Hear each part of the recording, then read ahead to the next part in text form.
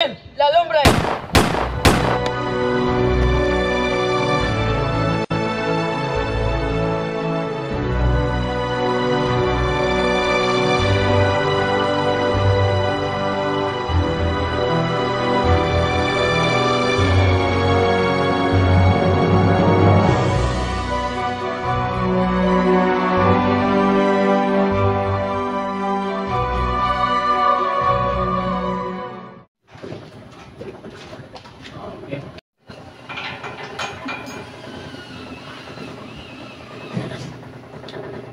Rizal, mabuti na lang at may nagpasya, nabigyan ka ng pagkain. Wala ka na bang hiling? Maraming salamat sa paghatid ng pagkain. Pero may isa akong huling-hiling. Pwede ba ako mapagsulat ng aking huling akda? Hayaan mo na, isulat mo na lang ang gusto mong sabihin. Alam kong marami kang gustong ipahayag.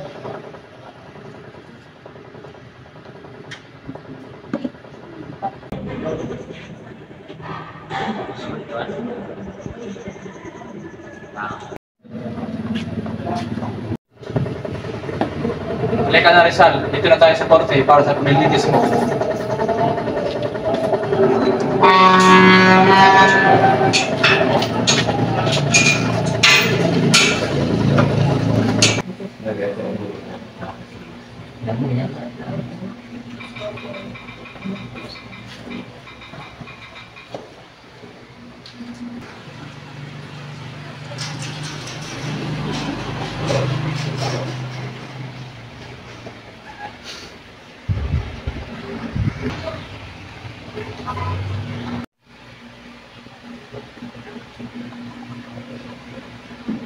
Order, order. Magsimula na ang paglilitis kay Rizal. Ibigay natin ang atensyon sa kaso. Manila Regional Court, nagsisimula na ang paglilitis ni Rizal. Ikaw ay inakusahan ng mga kasong pagpapahayag laban sa imperyo ng Espanya at pagtangkilik sa isang revolusyonaryong kilusan. Ano ang iyong depensa? Inaamin ko ang aking may sinulat at kilos. Ngunit hindi ko ito ginawa upang siraan ang imperyo o sumali sa kahit anong pangkat. Ginawa ko ito upang itaguyod ang pagbabago, edukasyon at kalayaan ng ating mga kababayan. Kasinungalingan, labis mong binabahala ang mga tao sa pamamagitan ng pagsuporta sa mga revolusyonaryo. Hindi ito totoo. Nakahalata na lang kayo ngayon dahil sa takot ninyo na ang mga Pilipino ay maging isang independente. Nais kong itampok ang katotohanan at ipakita ang kahalagan ng ating bansa. Bagong bayaning Pilipino, tatawagin ang kanyang sarili. Sapat na, naway pakinggan natin si Rizal at kilalanin ang kanyang ambag sa ating bayan. Bagong bayaning Pilipino! Bayani! Bayani! Bayani! Noon, ibinibigay ko sa iyo ang aking buhay. Pangako ko na hindi mawawala ang aking mga aral at ipagpapatuloy. Sa wakas dumating na ang aking huling sandali bilang isang tao. Maraming salamat sa iyong katapatan bilang isang kaibigan. Hindi ko kayang palagpasin ang sandaling ito, Pare Jose. Ito ang ating huling tagpo, ngunit hindi mawawala ang ating mga alaala. Ikaw ang naging ilaw sa madilim na Pilipinas. Salamat, Gregorio. Malalim ang pangarap ko sa ating bansa. Sana itong pagbitiw ko sa mundong ito ay magsilbing inspirasyon sa iba na magkaroon ng pagmamahal at pag-alalay sa ating bayan. Wag! Handa na po ako mga kawal. Handa na po ako sa aking kapayaran. Huwag kang mabahala. Nandito ako at kasama kang lalakbayin ang mga kabanalan ng ating bayan. Salamat, Gregorio. Ang lahat ng ginagawa ay para sa ikabubuti ng ating bayan. Ito ang aking ginintuang diwa at mananatili sa puso ng bawat Pilipino.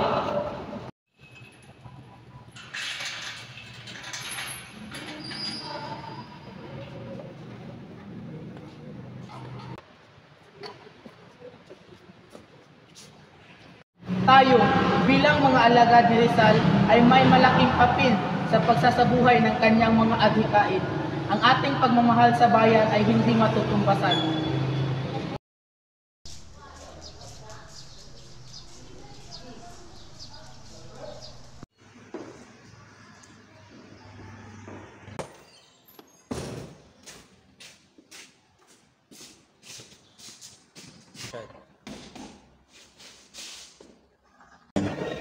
Alisin si Rizal sa kulungan at dalhin sa harap ng paglilitis.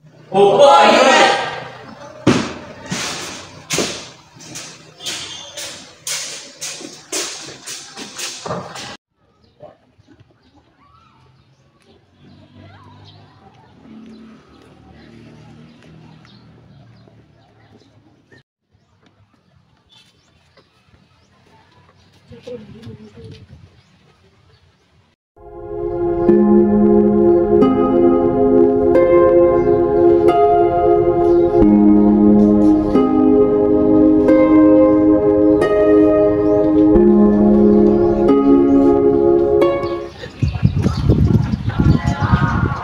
Handa na ako.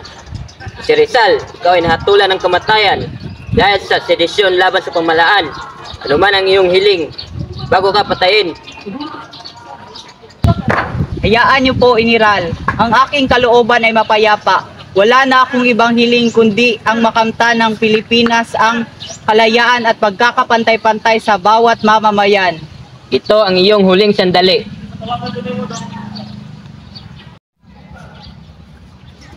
Jose, patawarin mo ako sa lahat ng aking mga kasalanan laban sa iyo. Padre, tinatawag ka rin ng iyong puso. Patawarin mo rin ang iyong sarili at magbigay ka ng kaunting kabutihan sa iba.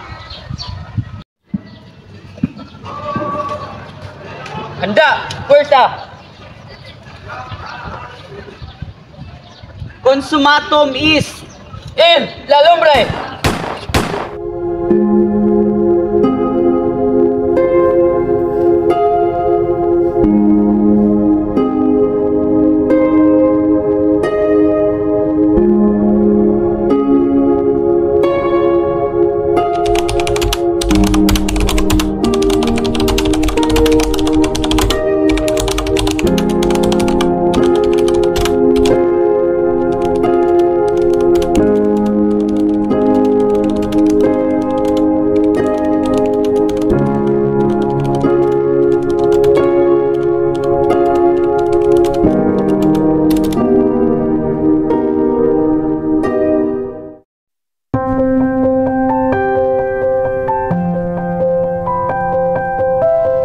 Kasi